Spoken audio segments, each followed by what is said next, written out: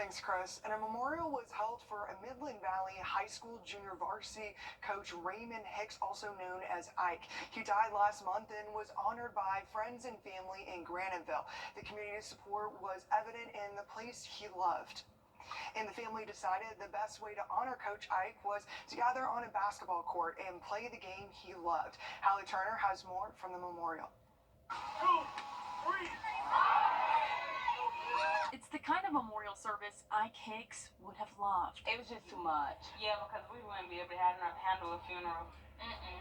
So we did a basketball memorial because he died actually on the court. Kids playing basketball, loved ones sharing a meal, and busting a move right next to the place you could always find him, on the basketball court.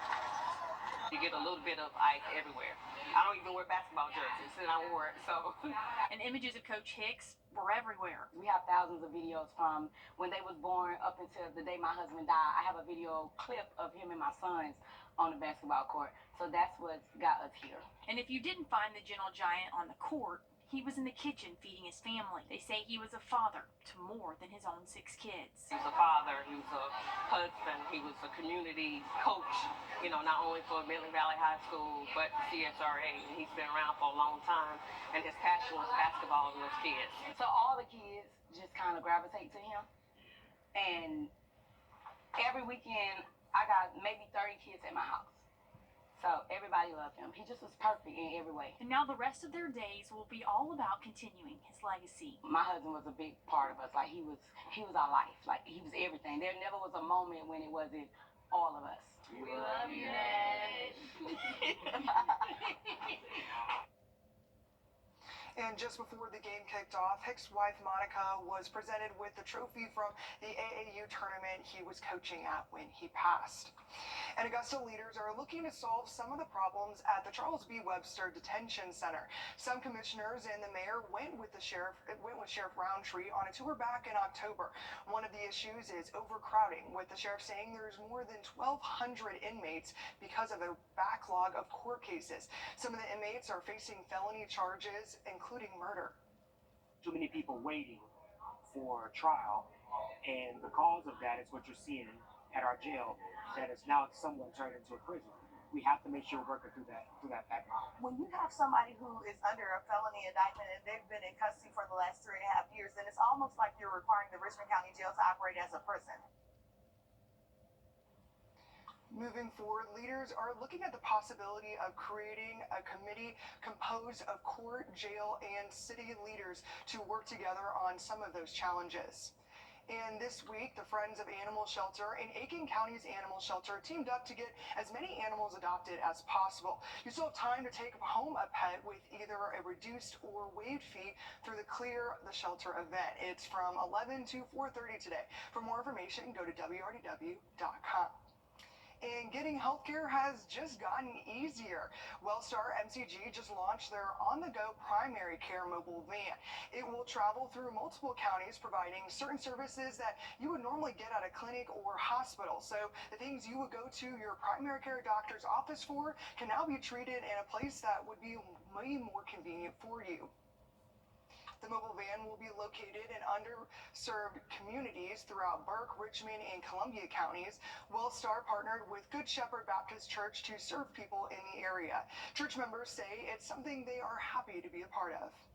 Some of our residents in this area don't have mobility and transportation, so with the unit being here, it really helps to address that issue of not being able to get to a physician or to a hospital, that we're right here in their backyard or back door. They do accept insurance or will bill people for the services they receive. And they will be at Good Shepherd on the 24th from 10 to 2, and the rest of the schedule is on our website at wrdw.com. And more than 100 kids and adults are learning how to swim thanks to a local family. The Z. Scott Foundation and the Salvation Army Croc Center came together to make sure kids are safe in the water. The initiative raises money to provide local lessons. Walter Scott says the idea came from the community after his 4-year-old son Izzy drowned during a private swim lesson 2 years ago. A mother signed her kids up after hearing Izzy's story, saying it's important to her that her kids know what to do in the water. I want them to feel brave. And if for some crazy reason I can't be there, I want them to have the fundamentals to know just how to be safe, and that just in the interim until someone can get to them, that is so important to me. The Izzy Scott Foundation not only shares swim lessons, but supports Izzy's Law. It requires guidelines for private swim lessons and instructors. Plus, his parents hope to expand the foundation beyond swim safety. They're working with the Kroc Center on initiatives to reflect Izzy's other interests, sports and science. And donations have helped make all of this possible. You can support the Izzy Scott Foundation by going to their website. We have a link to that on wrdw.com. It was a hot one out there on Friday, and it's only going to get hotter. The high yesterday, 96, the low at 69. We're in the 70s out there this morning, a sign humidity is on the rise. Temperatures will be on the rise as well. More on that hot forecast coming up.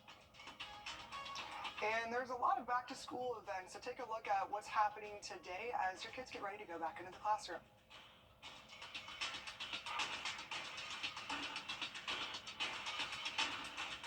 Cracks in your brick, cracks. Do it right. Rely on Ramjet.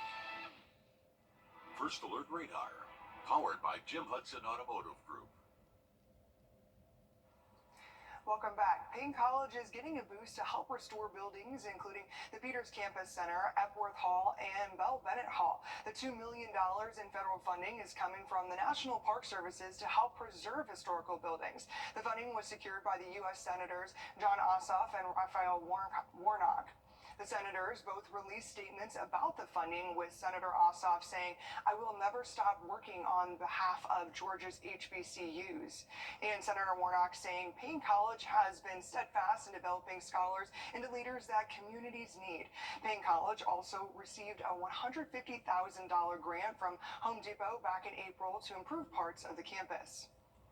And a new traffic signal is flashing at the intersection of Harlem Grovetown Road at Old Louisville Road. Drivers will see yellow flashing signals on Harlem Grovetown Road and red flashing ones on Old Louisville Road. It'll remain in effect until the light is in full stop-and-go mode on Monday.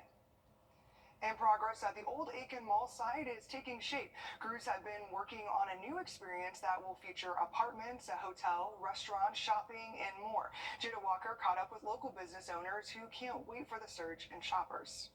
Driving down the city of Aiken, things are looking a little different, with new development on the way. I think that growth can be a good thing when the Aiken residents are put first. Lindsay Vanderford has lived her entire life in Aiken. The city she knew growing up isn't what she sees today. I love that there's some more for Aiken residents to do.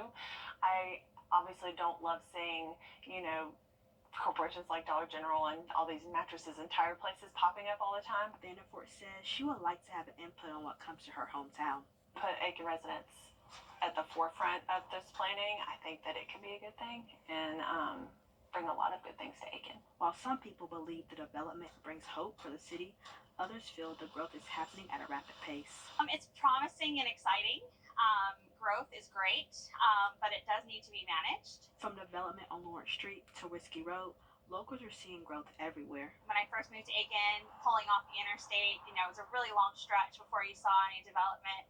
And now it's like the growth is booming and just expanding on all sides of Aiken. But for one business owner, change is exciting. Well, we've had a pretty good positive impact. As more people move into the area, they need our services, and which has been good for us. Reporting in Aiken, Jada Walker, on your side. And along with shopping, when the Aiken Mall project is finished, it will cover 44 acres featuring a walking trail and a park. There's already a new chicken salad chick over there as well, and a new name, Aiken Town Park. And speaking of people kind of being out and about, Chris, what can we expect for the rest of our day today? Well, you're going to want to be in and not so much about if you don't like the heat, because it's going to be very July-like for the next few days. But you know what? It is July, so that shouldn't be a huge surprise. But here's a look at how hot it's going to be This is actually Sunday information you're looking at here. Highs today in the mid 90s. We'll get into the upper 90s for a high tomorrow. Heat index both today and tomorrow up there around 104, maybe 105. Here's your maximum heat index forecast for the next several days.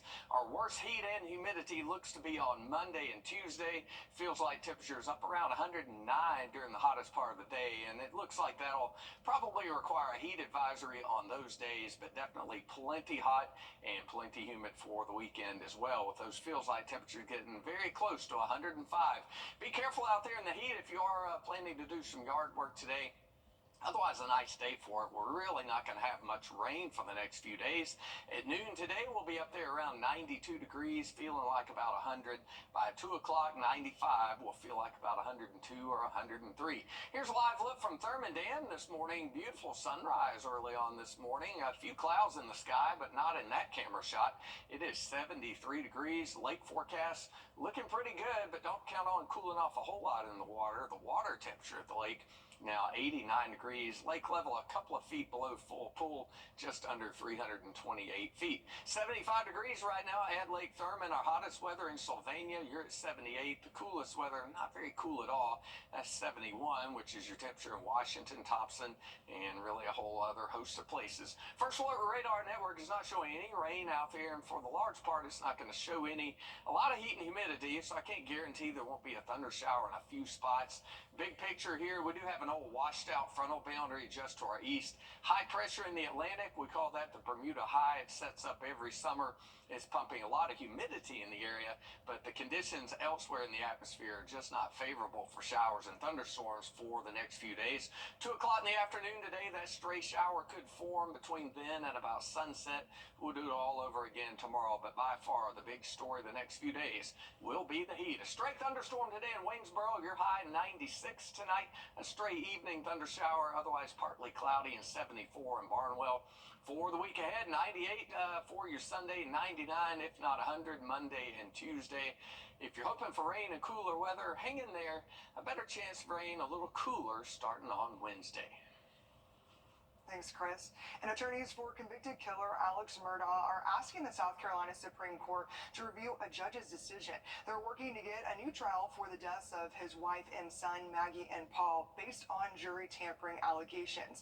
Former Supreme Court Chief Justice Jean Toll ruled in January there was insufficient evidence to grant that request. She said even then, Colleton County Clerk of Court Becky Hill told jurors to watch how Murdaugh responded on the stand. The defense failed to prove the comments influenced the jury's verdict. Murdaugh's attorneys are asking the state Supreme Court to step in before a decision is made on the appeal they filed for Toll's ruling. And federal agricultural officials announced they're expanding their summer EBT program, which gives qualified families $120 per child per summer towards their grocery bill. But as Georgia State House reporter Abby Kasoris reports, it would take a change of heart for Georgia's kids to see any of that money. Georgia is one of 13 states to opt out of the summer EBT Sunbucks program. Georgia Governor Brian Kemp citing the lack of nutritional requirements and the administrative costs. His office estimates it would cost the state nearly $2 million to administer. With this move today, the USDA offering to cover some of the costs. Maybe we can afford to feed them in 2025. State Representative Amani Barnes pushed for money for school lunches in the state's budget. She says it's a shame for the state to turn down the estimated $138 million for the program. With some assistance, maybe Governor Kemp will look into it, research more. The Sunbucks program is for families that qualify for free or reduced lunch or SNAP benefits. They would receive $120 per child per summer. Roughly half of Georgia students would qualify. Department of Agriculture Deputy Secretary Xochitl Torres-Small says the program is still in its first year, but can serve as a lifeline for roughly 30 million kids across the country during the summer months. And so it makes us hopeful that states like Georgia will take a second look at the program and decide that investing in their kids is worth it. Thousands of parents across the country have signed a petition asking for governors to reconsider. Louisiana, a state that once chose to opt out, changed their position. In Decatur, I'm Abby Kasoris. And a new mandate is in place across South Carolina that restricts which books can be on public library shelves. It's because in the new state budget, public libraries will receive more money. To get it, they must follow a new rule. A temporary law requires them to certify with the state library their children's sections do not contain any books or materials with prudent interest. State code defines this as a shameful or morbid interest in nudity, sex, or other explicit material. A state senator who sponsored the rule says it's about making sure the parents are involved. We do think that giving essentially pornographic, explicit, or sexually suggestive materials to minors without mom and dad knowing about it's inappropriate. That should be inappropriate in all 46 counties of the state. The state library is responsible for overseeing the requirement and also has an issue with it. Officials call it vague and subjective, saying it could be outside the scope of the state library's own authority. And the DeKalb County School Board is approving a pilot program keeping students